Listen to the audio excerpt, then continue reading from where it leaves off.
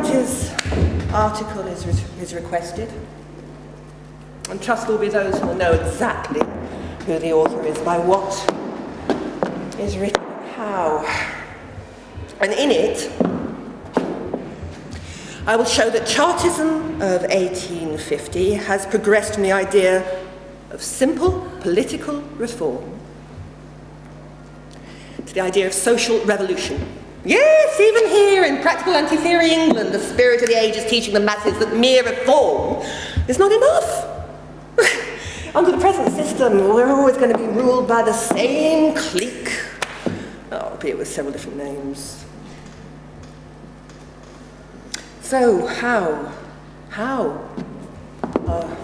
is this revolution going to be brought about?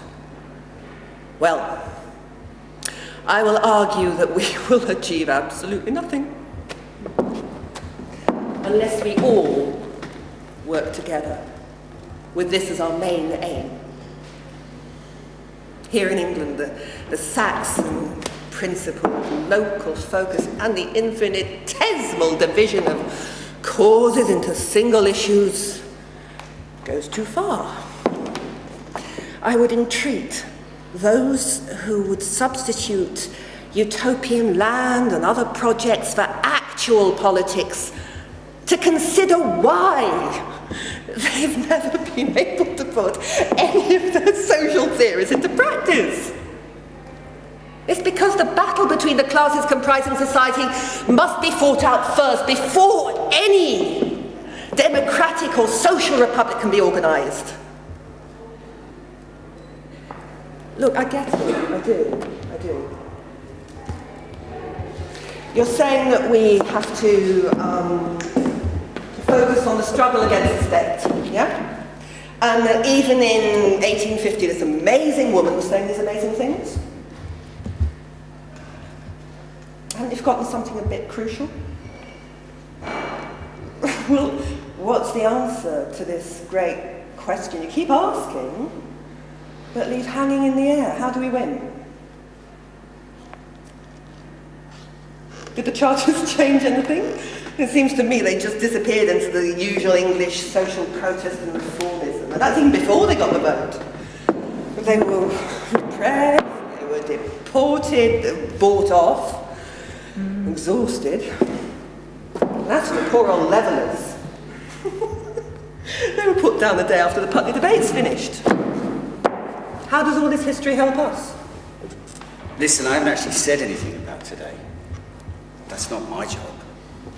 I just set out to show that there's this revolutionary strand in British politics which re-emerges in history from time to time. I mean, nobody gets taught that.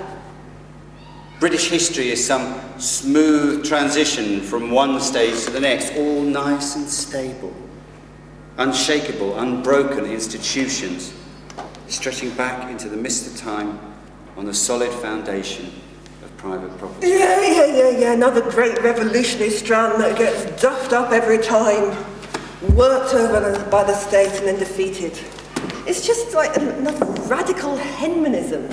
Come on, Tim, onto another glorious defeat. I don't see where does that leave us today? Yeah, but the state, you know, if it wasn't for the Charterists, we wouldn't have had the right to vote. They forced history onto this whole new track. Excuse me, we've just had 2 plays about voting, which none of us believes changes anything. 2 uprisings, both of which were put down by force. They're all ordinary people. Well, how do we win?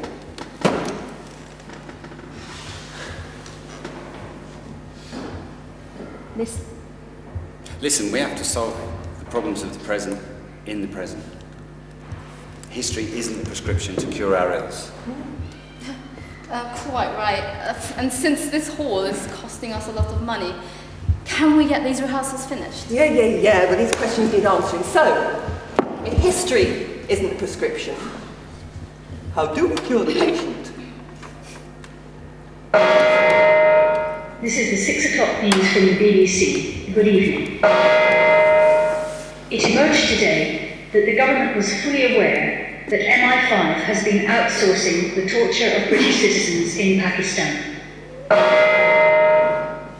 Thousands of people have marched through Birmingham, demanding the government act to halt inflation to protect their savings and pensions. They also carried banners denouncing supermarkets and oil companies for profiteering. The Prime Minister of Poland has warned his country is under threat of invasion from a Russian nationalist government which, he claims, wants to recreate the old Russian Empire. The call centre giant Infosys has announced thousands of job losses after the collapse of some of its biggest travel and financial services clients.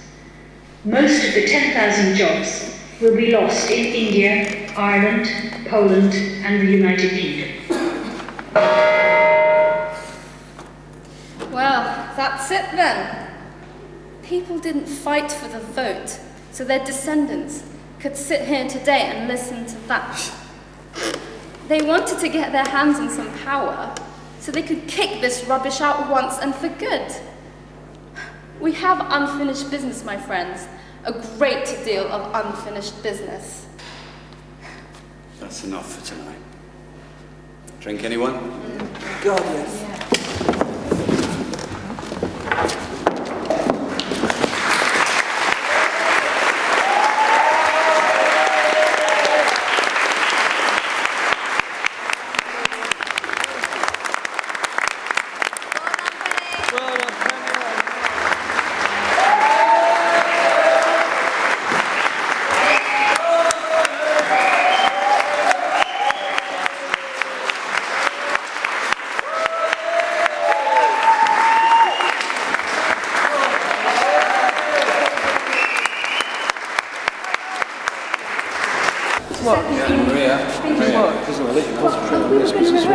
Well, no, I don't mind. I didn't know that was going to happen.